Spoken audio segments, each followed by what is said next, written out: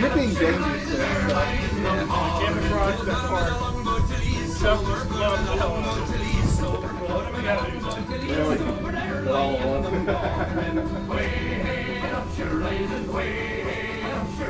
Or read that. Or wrote that.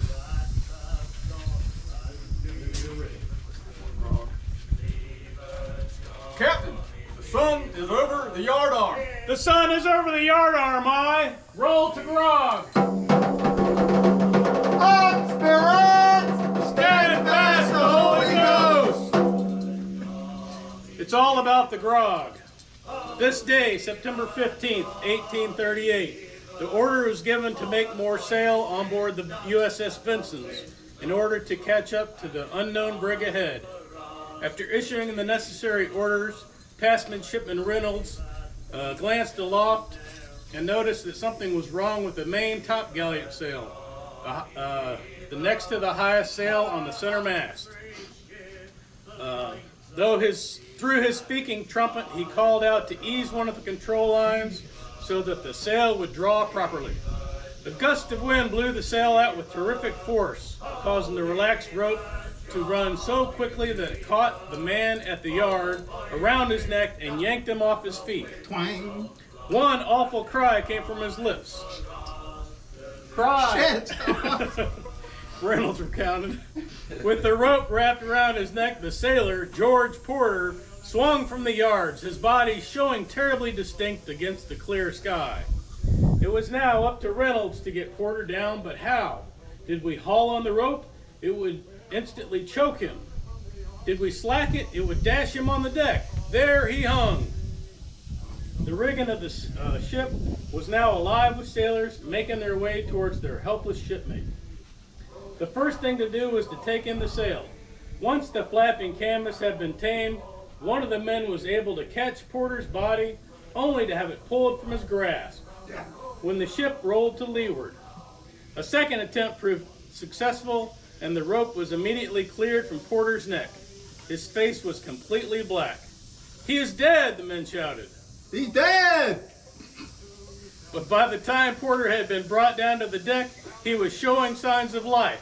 The rope was wrapped around his jaw and the back of his head, making it impossible for him to breathe, but not breaking his neck. The men knew he was going to survive when Porter opened his eyes and worriedly asked the surgeon if this meant he might miss his daily ration of grog. Oh no! Yar.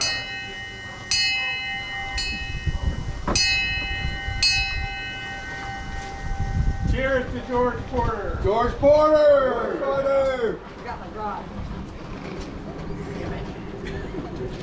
You had one job. That was two. Ring the bell and the grog. Come on. John. More to the story. Uh-oh. You thought you were getting away. 3.5 years later, on March 2nd, tragedy struck the USS Vincent. George Porter succumbed to a fever he had caught in Singapore. Charlie Erskine remembered he belonged in Bangor, Maine, and how eagerly he looked forward to going home and seeing the loved ones there. Poor George. What are we doing?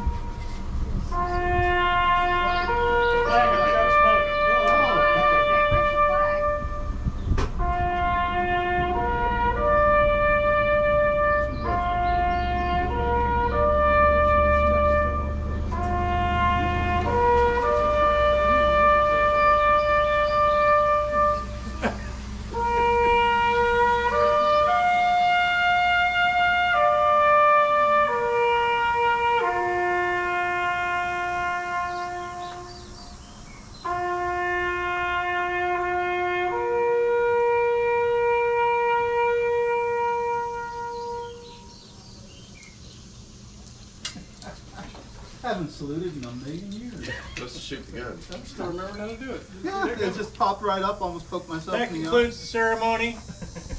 There's some Thanks salted for everyone beef for coming out. and sea biscuits here. Is that him already,